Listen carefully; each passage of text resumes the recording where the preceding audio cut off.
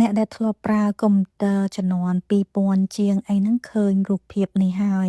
Microsoft Windows ហ្នឹងគឺនៅក្នុង page ហ្នឹងបើកកុំព្យូទ័រមកហ្នឹង Windows ហ្នឹងចេញមករូបនេះអានេះគេហៅ Horseman Shoe វាដូចសេះវាដូចជើងសេះនិយាយរួមមែនដូចសេះដូចជើងសេះហើយអានេះគឺ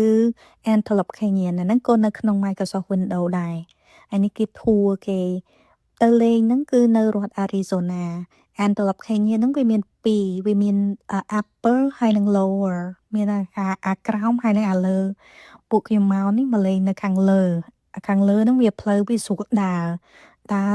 ផ្លូវវាដើរទៅចូល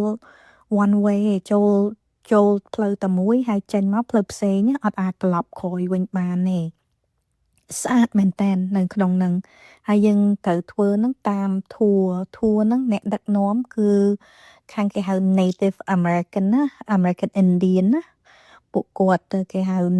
Navajo tribe គាត់អ្នកនាំយើងដើរតាមហ្នឹងទៅមើលធัวហើយនិយាយពីប្រវត្តិសាស្ត្រចលងភ្នំ Antelope Canyon ហ្នឹងហើយនេះផ្លូវដើរផ្លូវចេញហ្នឹងគឺយើងនៅខាងក្រោមឯងពីមុនមកយើងដើរមើលចលងភ្នំហ្នឹងដល់ទៅខាងលើនេះគេធ្វើផ្លូវឲ្យយើងដើរយ៉ាងស្រួលហើយដីខ្សាច់វាហ្នឹងឡើងម៉ត់ខៃហ្មង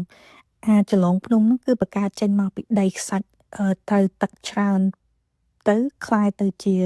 ចលងភ្នំដ៏ស្អាតមួយអញ្ចឹងឯងហើយទេសភាពស្អាតមែនតើនេះនៅរដ្ឋ Arizona ណាហើយថ្ងៃមេឃឡើងច្បាស់ចាស់ហ្មងមេឃអត់ប្រសឹងថាពពកតិចណា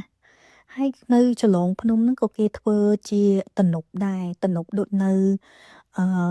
នៅ Las Vegas Hoover Dam ហ្នឹងស្តៀងគ្នាអញ្ចឹងតែប៉ុណ្ណានេះ Glen ដល់ពេលល្ងាចឡើងមកអាំងភ្លើងអញ្ចឹងសប្បាយមែនតើហើយមើលមេឃឡងស្រឡះហើយឃើញផ្កាយបច្ចាន់អីឡើងច្បាស់ចាស់អានេះគឺនៅរដ្ឋ Arizona អានេះខ្ញុំនៅ Sedona គឺទេសភាពវាមហាស្អាត